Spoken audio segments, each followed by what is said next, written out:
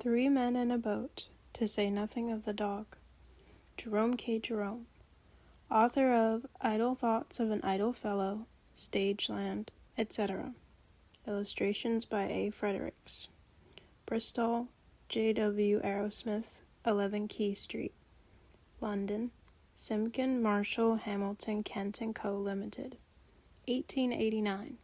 All rights reserved. Preface. The chief beauty of this book lies not so much in its literary style, or in the extent and usefulness of the information it conveys, as in its simple truthfulness. Its pages form the record of events that really happened. All that has been done is to color them, and for this no extra charge has been made. George and Harris and Montmorency are not poetic ideals, but things of flesh and blood, especially George, who weighs about 12 stone. Other works may excel this in depth of thought and knowledge of human nature. Other books may rival it in originality and size. But for hopeless and incurable veracity, nothing yet discovered can surpass it. This, more than all its other charms, will, it is felt, make the volume precious in the eye of the earnest reader, and will lend additional weight to the lesson that the story teaches. London, August, 1889. Chapter 1. Three Invalids. Sufferings of George and Harris. A victim to 107 fatal maladies. Useful prescriptions. Cure for liver complaint in children. We agree that we are overworked and need rest. A week on the rolling deep. George suggests the river. Montmorency lodges an objection. Original motion carried by majority of 3-1.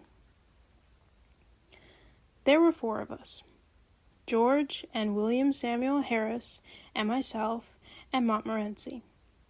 We were sitting in my room, smoking and talking about how bad we were. Bad from a medical point of view, I mean, of course. We were all feeling seedy, and we were getting quite nervous about it.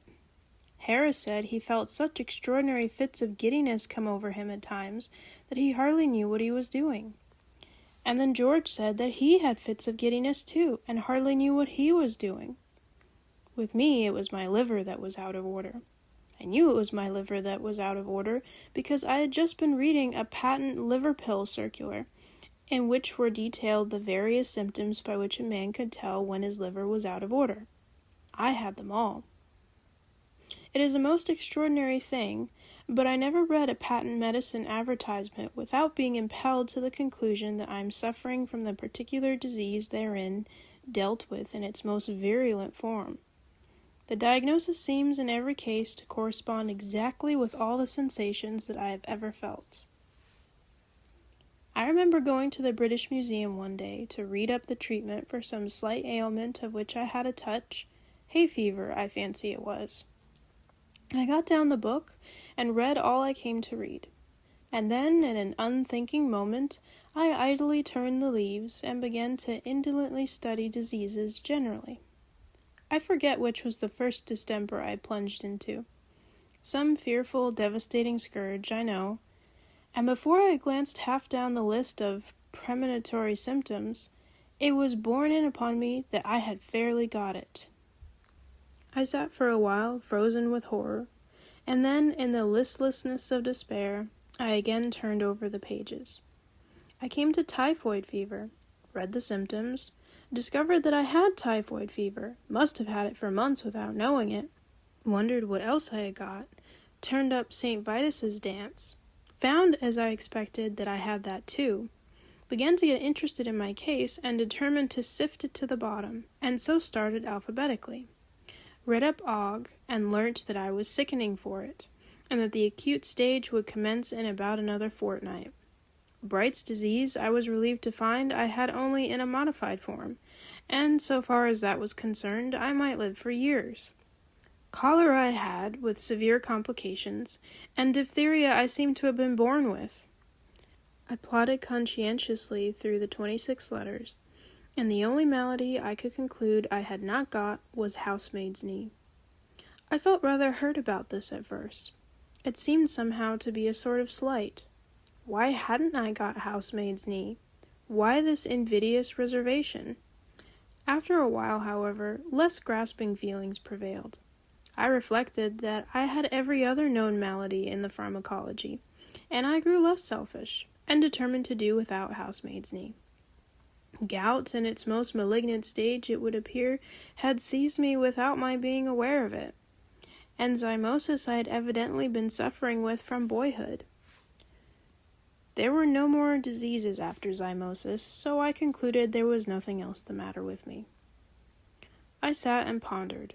I thought, what an interesting case I must be from a medical point of view. What an acquisition I should be to a class. Students would have no need to walk the hospitals if they had me.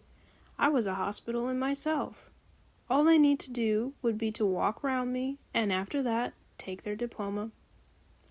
Then I wondered how long I had to live. I tried to examine myself. I felt my pulse. I could not at first feel any pulse at all. Then all of a sudden it seemed to start off. I pulled out my watch and timed it. I made it 147 to the minute. I tried to feel my heart. I could not feel my heart.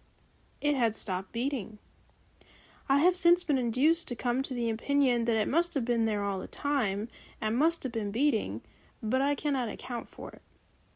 I patted myself all over my front, from what I call my waist up to my head, and I went a bit round each side and a little way up the back, but I could not feel or hear anything. I tried to look at my tongue. I stuck it out as far as ever it would go, and I shut one eye and tried to examine it with the other. I could only see the tip, and the only thing that I could gain from that was to feel more certain than before that I had scarlet fever. I had walked into that reading room a happy, healthy man. I crawled out a decrepit wreck. I went to my medical man.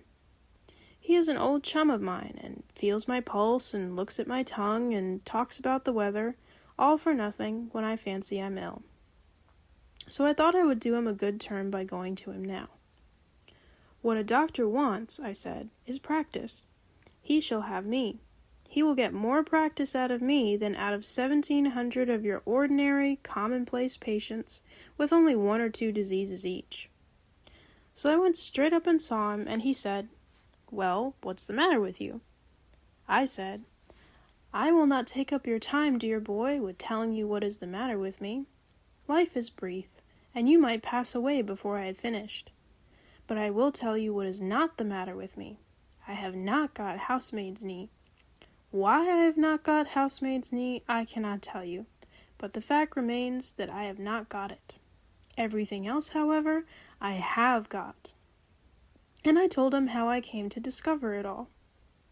Then he opened me and looked down me and clutched hold of my wrist, and then he hit me over the chest when I wasn't expecting it, a cowardly thing to do, I call it, and immediately afterwards butted me with the side of his head.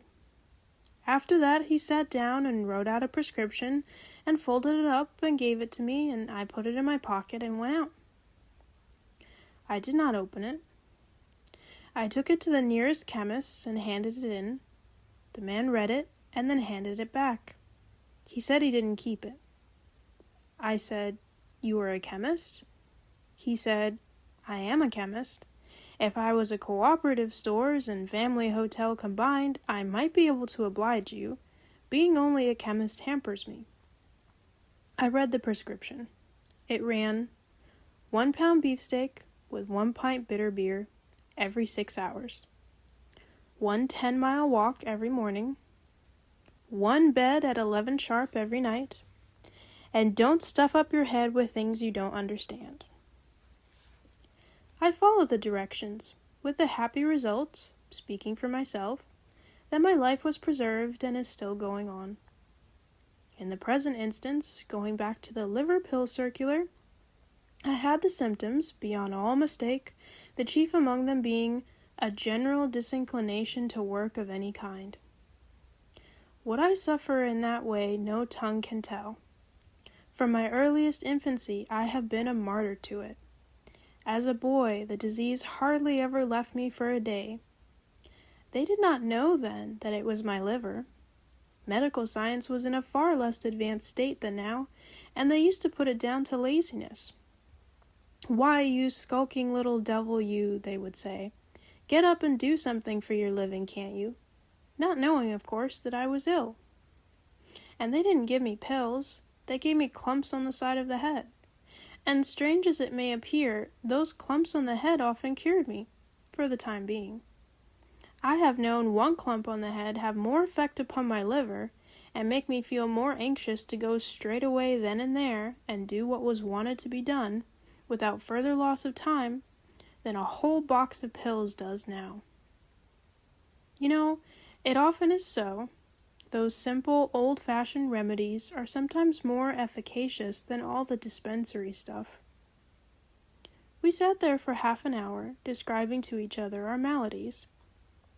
I explained to George and William Harris how I felt when I got up in the morning, and William Harris told us how he felt when he went to bed. And George stood on the hearthrug and gave us a clever and powerful piece of acting, illustrative of how he felt in the night. George fancies he is ill, but there's never anything really the matter with him, you know. At this point, Mrs. Poppets knocked at the door to know if we were ready for supper. We smiled sadly at one another and said we supposed we had better try to swallow a bit. Harris said a little something in one's stomach often kept the disease in check. And Mrs. Poppets brought the tray in, and we drew up to the table, and toyed with a little steak and onions and some rhubarb tart. I must have been very weak at the time, because I know, after the first half hour or so, I seemed to take no interest whatever in my food, an unusual thing for me, and I didn't want any cheese. This duty done, we refilled our glasses, lit our pipes, and resumed the discussion upon our state of health. What it was that was actually the matter with us, we none of us could be sure of, but the unanimous opinion was that it, whatever it was, had been brought on by overwork. "What we want is rest," said Harris. "Rest and a complete change," said George. "The overstrain upon our brains has produced a general depression throughout the system. Change of scene and absence of the necessity for thought will restore the mental equilibrium." George has a cousin who is usually described in the charge sheet as a medical student, so that he naturally has a somewhat family physicianary way of putting things. I agreed with George and suggested that we should seek out some retired and old-world spot, far from the madding crowd, and dream away a sunny week among its drowsy lanes. Some half-forgotten nook, hidden away by the fairies, out of reach of the noisy world. Some quaint perched eyrie on the cliffs of time, from whence the surging waves of the 19th century would sound far off and faint. Harris said he thought it would be humpy. He said he knew the sort of place I meant, where everybody went to bed at 8 o'clock, and you couldn't get a referee for love or money, and had to walk 10 miles to get your baccy. "No," said Harris, "if you want rest and change, you can't beat a sea trip." I objected to the sea trip strongly. A sea trip does you good when you are going to have a couple months of it, but for a week, it is wicked. You start on Monday with the idea implanted in your bosom that you are going to enjoy yourself. You wave an airy adieu to the boys on shore, light your biggest pipe, and swagger about the deck as if you were Captain Cook, Sir Francis Drake, and Christopher Columbus all rolled into one. On Tuesday, you wish you hadn't come. On Wednesday, Thursday, and Friday, you wish you were dead. On Saturday, you are able to swallow a little beef tea and to sit up on deck and answer with a wan, sweet smile when kind-hearted people ask how you feel now. On Sunday, you begin to walk about again and take solid food. And on Monday morning, as, with your bag and umbrella in your hand, you stand by the gunwale, waiting to step ashore, you begin to thoroughly like it.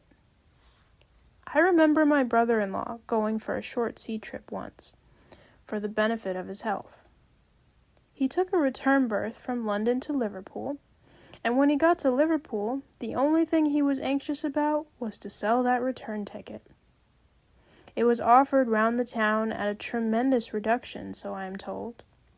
It was eventually sold for 18 pence to a bilious-looking youth who had just been advised by his medical men to go to the seaside and take exercise. "Seaside," said my brother-in-law, pressing the ticket affectionately into his hand. "Why, you'll have enough to last you a lifetime. And as for exercise, why, you'll get more exercise sitting down on that ship than you would turning somersaults on dry land." He himself, my brother-in-law, came back by train. He said the Northwestern Railway was healthy enough for him.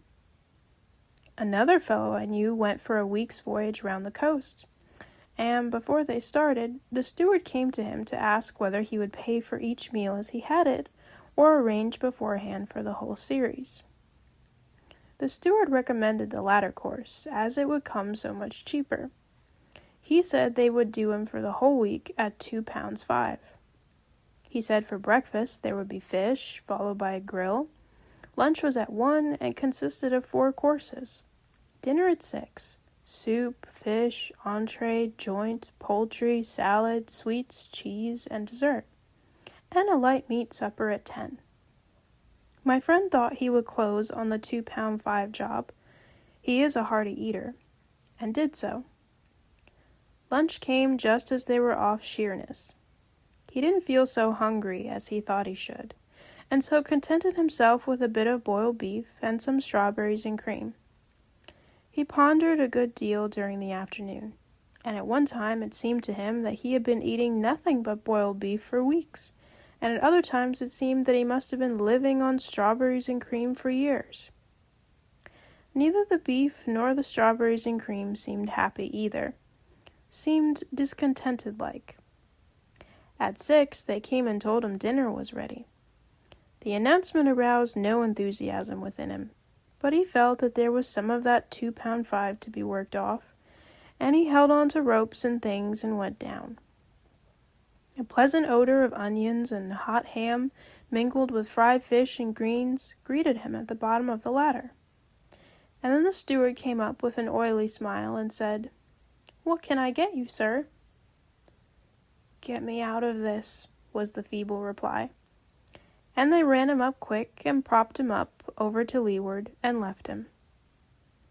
For the next 4 days he lived a simple and blameless life on thin captain's biscuits. I mean that the biscuits were thin, not the captain. And soda water. But toward Saturday he got uppish and went in for weak tea and dry toast, and on Monday he was gorging himself on chicken broth. He left the ship on Tuesday, and as it steamed away from the landing stage, he gazed after it regretfully. "There she goes," he said. "There she goes, with £2 worth of food on board that belongs to me and that I haven't had." He said that if they had given him another day, he thought he could have put it straight. So I set my face against the sea trip. Not as I explained upon my own account. I was never queer. But I was afraid for George. George said he should be all right, and would rather like it, but he would advise Harris and me not to think of it, as he felt sure we should both be ill. Harris said that, to himself, it was always a mystery how people managed to get sick at sea. Said he thought people must do it on purpose, from affectation. Said he had often wished to be, but had never been able. Then he told us anecdotes of how he had gone across the channel when it was so rough that the passengers had to be tied into their berths, and he and the captain were the only 2 living souls on board who were not ill. Sometimes it was he and the second mate who were not ill, but it was generally he and one other man. If not he and another man, then it was he by himself. It is a curious fact, but nobody ever is seasick on land. At sea, you come across plenty of people very bad indeed, whole boatloads of them. But I never met a man yet, on land, who had ever known at all what it was to be seasick. Where the thousands upon thousands of bad sailors that swarm in every ship hide themselves when they are on land is a mystery. If most men were like a fellow I saw on the Yarmouth boat one day, I could account for the seeming enigma easily enough. It was just off Southend Pier, I recollect, and he was leaning out through one of the portholes in a very dangerous position. I went up to him to try and save him. "Hi, come further in," I said, shaking him by the shoulder. "You'll be overboard." "Oh my, I wish I was the only answer I could get, and there I had to leave him. 3 weeks afterwards, I met him in the coffee room of a Bath hotel, talking about his voyages and explaining with enthusiasm how he loved the sea. "Good sailor," he replied in answer to a mild young man's envious query. "Well, I did feel a little queer once, I confess. It was off Cape Horn. The vessel was wrecked the next morning." I said, "Weren't you a little shaky by Southend Pier one day and wanted to be thrown overboard?" "Southend Pier?" he replied, with a puzzled expression. "Yes, going down to Yarmouth, last Friday, 3 weeks. "Oh, yes," he answered, brightening up. "I remember now. I did have a headache that afternoon. It was the pickles, you know. They were the most disgraceful pickles I ever tasted in a respectable boat. Did you have any?" For myself, I have discovered an excellent preventive against seasickness in balancing myself. You stand in the center of the deck, and as the ship heaves and pitches, you move your body about so as to keep it always straight. When the front of the ship rises, you lean forward till the deck almost touches your nose. And when its back end gets up, you lean backwards. This is all very well for an hour or two, but you can't balance yourself for a week. George said, "Let's go up the river." He said we should have fresh air, exercise, and quiet. The constant change of scene would occupy our minds, including what there was of Harris's, and the hard work would give us a good appetite and make us sleep well. Harris said he didn't think George ought to do anything that would have a tendency to make him sleepier than he always was, as it might be dangerous. He said he didn't very well understand how George was going to sleep any more than he did now, seeing that there were only 24 hours in each day, summer and winter alike, but thought that if he did sleep any more, he might just as well be dead, and so save his board and lodging. Harris said, however, that the river would suit him to a T. I don't know what a tea is, except a sixpenny one, which includes bread and butter and cake ad lib, and is cheap at the price if you haven't had any dinner. It seems to suit everybody, however, which is greatly to its credit. It suited me to a T, too, and Harris and I both said it was a good idea of George's, and we said it in a tone that seemed to somehow imply that we were surprised that George should have come out so sensible. The only one who was not struck with the suggestion was Montmorency. He never did care for the river, did Montmorency. "It's all very well for you fellows," he says. "You like it, but I don't. There's nothing for me to do. Scenery is not in my line, and I don't smoke. If I see a rat, you won't stop, and if I go to sleep, you get fooling about with a boat and slop me overboard. If you ask me, I call the whole thing bally foolishness." We were 3-1, however, and the motion was carried.